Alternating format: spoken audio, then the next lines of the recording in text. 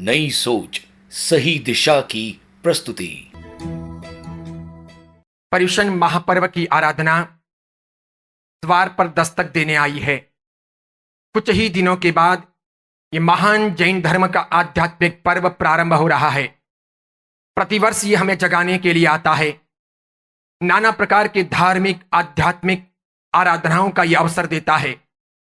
मूलतः ये साधु साध्वियों की आराधना का पर्व है। श्रावक श्राविकाओं को इस पर्व से बहुत बाद में जोड़ा गया। ये श्रवण संस्कृति का पर्व है। पुराने जमाने में सिर्फ जैन साधु साध्वी ही इसे मनाया करते थे। श्रावक श्राविकाओं की इस महापर्व के साथ में कोई संलग्नता नहीं थी। धीरे धीरे धर्म जागरण के लिए, लोगों को प्रेरणाएं देने के लिए, भावों से भरने के लिए, आध्यात्मिक विकास के लिए, संसार को सही मार्ग पर लाने के लिए इस महापर्व को श्रावक श्राविकाओं के साथ में जोड़ा गया।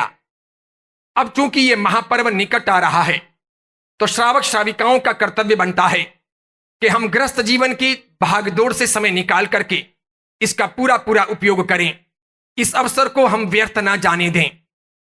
ज्यादा से ज्यादा संख्या में तन मन और धन से इस पर्व की आराधना में लगें। ये पर्व वैसे खाने पीने का पर्व नहीं, नाचने गाने का पर्व नहीं, खेलने कूदने का पर्व नहीं। ये पर्व अच्छे कपड़े पहनने और घूमने का पर्व नहीं।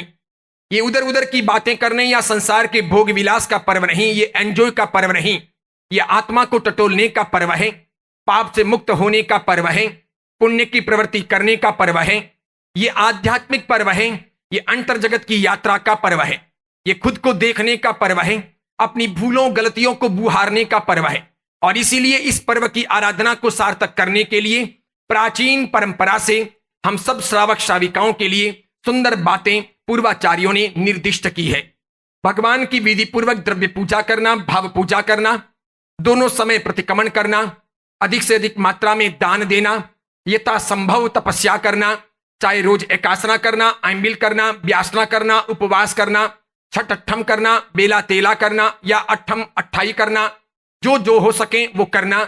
इसके सिवाय क्षमा याचना करना, सामायिक करना और विशेष करके पूरे पूरे पर्युषण महापर्व के प्रवचनों का श्रवण करना, धर्म जागरण करना, परमात्मा का जन्म महोत्सव मनाना और साथ में परमात्मा के जन्म महोत्सव के उपलक्ष्य में सारे प्रमाद को छोड़कर, आलस्य को झकझोरकर एक रात के लिए जागना, रात्रि जोगा करना, रात्रि को जागृत में रहना, अलग अलग मंदिरों के दर्शन करने के लिए जाना, गुरु वंदन करना, जीव दया के लिए, अनुकंपा के लिए, मानवता के लिए, साधर्म भक्ति के लिए यथाशक्य दान देना और इस प्रकार अपना पूरा तन से, मन से, धन से योगदान देकर के इस महापर्व को सार्थक बनाना।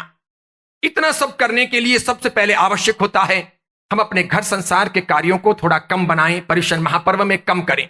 इसीलिए पर्युषण महापर्व के दौरान दलने, खांडने, पीसने, कपड़े वगैरह धोने, रंग रोगान करने, मकान बनाने, मकान को तोड़ने इत्यादि के काम नहीं होते। फर्नीचर बनाने, व्यापार के लिए बाहर जाने इत्यादि के काम नहीं होते।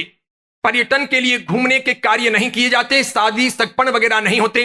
सांसारिक प्रवृत्तियां रोकी जाती है। इसके लिए हर श्रावक श्राविका से निवेदन करना चाहूंगा, हर समझदार आदमी को यह आह्वान करते हुए समझाना चाहूंगा, इस पर्युषण महापर्व को ऐतिहासिक बनाने के लिए अपने कारोबार, अपने व्यावसायिक प्रतिष्ठान निर्धारित समय में ही खुले रखें।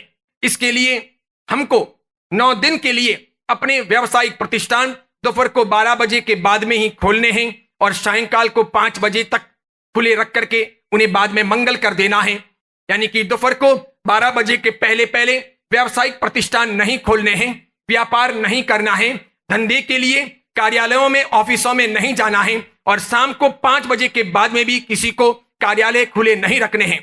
ऐसा करने से आप समय पर पूजा कर सकोगे, सामायिक कर सकोगे, प्रतिक्रमण कर सकोगे, भगवान की आराधना कर सकोगे, प्रवचनों का श्रवण कर सकोगे, यथा योग्य छोटे बड़े पचकान कर सकोगे, पूरे पूरे प्रवचन आत्मसात कर सकोगे और साथ में ही शाम को 5 बजे अपने व्यावसायिक प्रतिष्ठान मंगल कर देने से, समय पर घर चले आने से त्रिविहार या चौविहार का पचकान कर सकोगे, रात्रि भोजन से बच सकोगे, हिंसा से अपने आप को बचा सकोगे। इसके सिवाय सायंकालीन प्रतिक्रमण में भी जुड़ सकोगे और अच्छे तरीके से 8 दिन के ये पर्युषण महापर्व सार्थक कर सकोगे। भारत भर के जैन समाज के सभी सुश्रावक सुश्राविकाओं को कहना चाहूंगा कि वे सभी सामाजिक एकता का परिचय दें, संगठित बने, ऐसे पर्युषण महापर्व के अवसर को प्राप्त करके जागृत बने और इस प्रकार वे भी अपने अपने गांव में, अपने अपने शहर में, अपने अपने इलाके में सारी अपनी व्यापारिक गतिविधियां और अपने सारे व्यावसायिक प्रतिष्ठान दोपहर को 12 बजे के बाद में ही खोलें और शाम को 5 बजे तक मंगली कर दें। ऐसा करने से सुंदर तरीके से धर्म जागरण होगा। पर्युषण महापर्व चिरंजीवी बनाए जा सकेंगे, उन्हें आत्मसात करके अपने भी जीवन का कल्याण साधा जा सकेगा। मैं सोचता हूं मेरी बातों को इस कान से सुनकर इस कान से नहीं निकालेंगे, इस पर गौर करेंगे।